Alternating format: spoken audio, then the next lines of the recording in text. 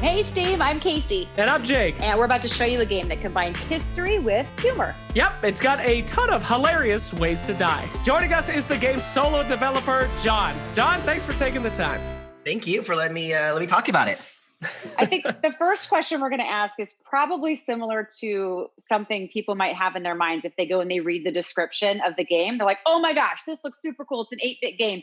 And then in the description, it talks about how you actually use that to tackle a little bit deeper of a subject. So can you walk us through where that idea came from? Oh, sure. In Duster, one of the topics I wanted to kind of cover was the transition between California being a territory of Mexico and then becoming a territory of the United States. I think it's just a time and a period that people don't really realize existed or happened.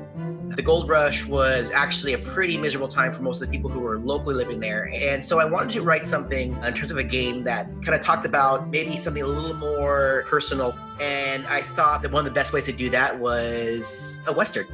It's surprising to me how many topics I knew about at a very young age, just because I saw it in a game. I think that as an independent developer, I have the ability to explore themes. And so it's kind of a neat thing you can kind of tap into and work with. How did that approach evolve over the course of making the game? Initially, I was a little bit more on the nose, a little bit more like out there with the themes.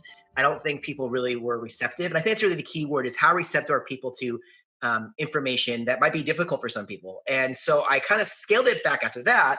But then it was the opposite problem where now the theme was so gone that it's not really relevant to anything. You don't really understand what the theme is. It's like, why are there Spanish words in this? Why is this there? It makes no sense. Isn't that tough though? I mean, you have this vision of what you want, and then you do these play tests and people say, I don't like this. I mean, as a creator, that's like one of the hardest things, isn't it? To let go of things that you're passionate about. How do you deal with that? Well, you get really upset about it. And then, but no one can see you. So you can get really upset about it. No one's ever going to know. I have like in my head an idea of what I want the player or the person to feel. I have an idea of what I want them to experience. I have the idea of what kind of information I want them to absorb, and you adjust and try again and adjust and try again until you get the goal or what you want to have happen. And then as far as where the game is now compared to where it first started, what are some of your favorite aspects of it? Because I know there's a lot of humor in the game. Yeah. In the end of the day, I just want something that people are going to enjoy playing. And I think that humor was a big part of that.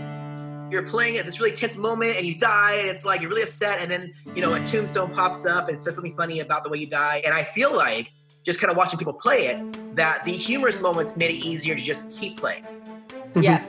Instead of just kind of kicking you when you're down and making you feel bad for losing and a big game over, you lost. It was nice to have some humor and go, okay, I'll try that again.